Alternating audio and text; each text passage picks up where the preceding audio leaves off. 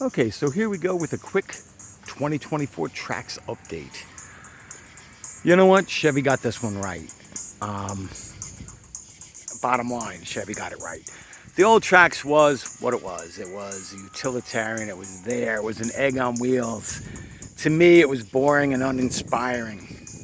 I'm not saying this is a Corvette. No, I'm not delusional. But wow, what a transformation in a vehicle. So the new Trax is 11 inches longer overall, 2 inches wider and 4 inches shorter in height. 11 inches longer obviously gives you much better knee room, leg room. 2 inches wider, it's almost imperceptible, but it actually is better hip room. Even with the lower 4 inches of height, you still have good headroom. Um,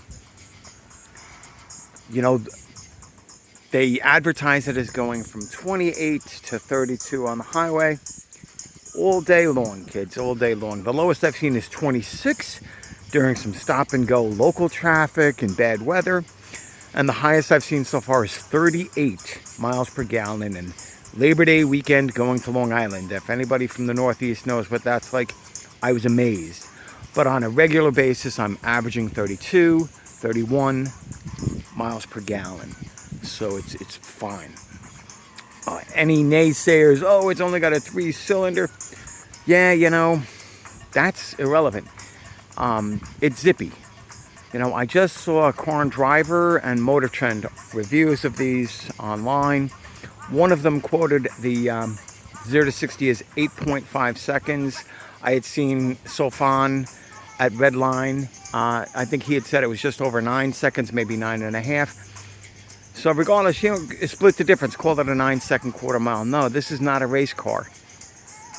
And it was able to do the quarter mile in 16 seconds at 87 miles per hour. Sorry about that, I had to step out of the road there, even though it's a dead end, it is a road.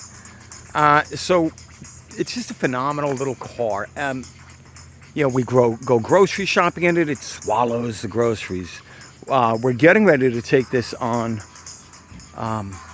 a really nice long road trip, 7-hour drive up to Massachusetts in a few weeks. And I'm really hoping that the gas mileage is going to be as good as it was on Long Island. There's really no downside to this. Also, the heavy rain recently this week in New York, if anybody's familiar, with all the flooding and the parkways closed. I mean, it took me 2 hours to get home Friday night. But the only caution I had was I knew that this has 7 inches of clearance.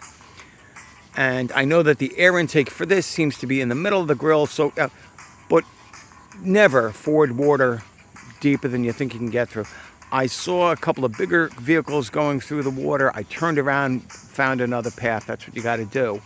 But that's not a fault for the Trax. All-wheel drive is irrelevant 3/4 of the year. Let's see how it is in the winter. I'm not saying it's a winter yet, but I've got the Escape with all-wheel drive. They both have similar tires. In fact, my 2RS came with Continental Pro Contact, which is what my Escape came with when it was new. So I know that they're a good all-season tire. I have experience with them. I have no doubts this will do just fine. Now, anybody having second guess thoughts because it's made in Korea, if you're looking at quite a few other cars, you really need to get that out of your mind.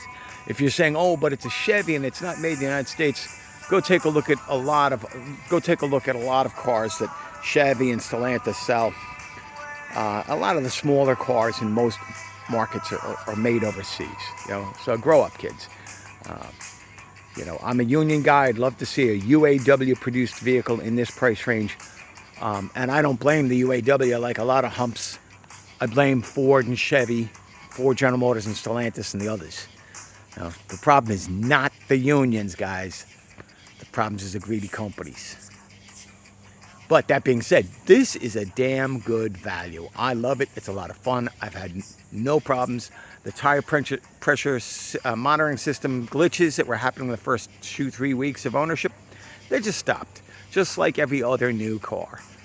Any new car is going to have glitches for the first few weeks, maybe months. You go to the dealership where you get an over-the-air update, or you get a UPS a USB drive, whatever.